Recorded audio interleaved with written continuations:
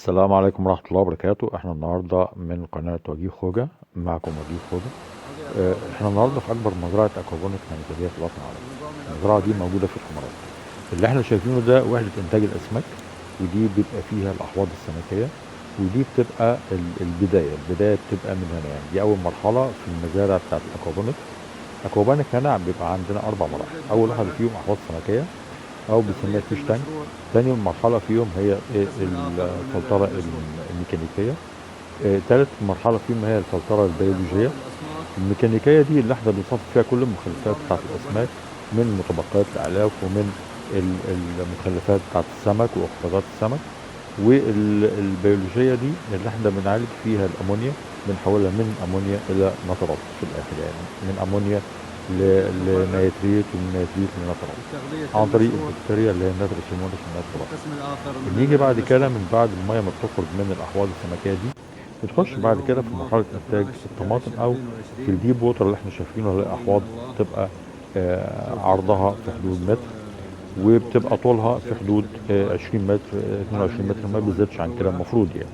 والاحواض دي بتمشي فيها الميه، بتخرج من الفلاتر البيولوجيه علشان تحولها لنترات. وليه تحولها لنترات مش امونيا على طول مباشره للاحواض دي؟ لان الامونيا صعبه الامتصاص، يعني النبات بيمتصها بصعوبه، فبالتالي ما اقدرش استفيد منها وما اقدرش اتخلص من الامونيا، لان النباتات مش هتمتص الامونيا كلها. الجذور ما بتمتصهاش كلها، بتبقى عليها اجهاد يعني. لكن لما بنحولها لصوره نترات، نترات سهله جدا في الامتصاص. ولو اي فلاح او اي حد بيزرع فعارف يعني ايه نترات. احنا بنجيب نترات بنسمي بيها الارض بسماد كيماوي، ده طبعا ده سماد طبيعي اللي احنا شايفينه ده. ما ننساش ان لازم تبقى فيه مكافحه. بيبقى هنشوف زي ما هنشوف من شويه، كمان شويه كده، لازم يبقى فيه اللي هي اوراق الصيد الصفراء، اللي هي بتصطاد الذبابه او تصطاد اي حشرات. ولازم هنا المكافحه تبقى مكافحه حيويه، بتبقى مكافحه ما هياش كيميائيه.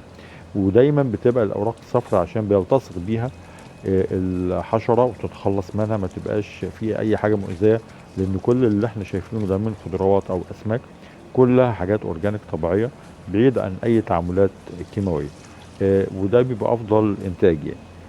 الميه بعد كده لما بتخرج في قلب الاحواض دي، بتمتصها كل النباتات اللي موجوده دي.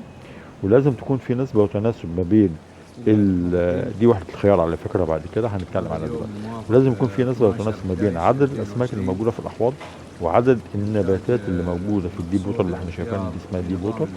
وعدد النباتات اللي موجوده في الديب ووتر بتبقى دايما 4 في المتر. يعني الخيار او الطماطم بيبقى 4 نباتات في المتر. النسبة والتناسب بتتناسب كمان مش مع العدد وبس، ومع كمان نوع النبات وطوله، لأن ده بيفرق في امتصاص النترات عشان يبقى فيه تناسب ما بين دول. عشان كده لما أي حد يجي يعمل مزرعة زي كده، لازم يكون حد خبير ومتخصص وفاهم جدا في المجال ده، عشان يقدر يحدد كمية الأسماك اللي موجودة، كمية النباتات اللي موجودة، عشان يبقى فيه كومباتهم ما بينهم، وما يبقاش فيه لا زيادة في الأمونيا اللي راجعة للأحواض السمكية، ولا قلة في التغذية اللي رايحة للنباتات.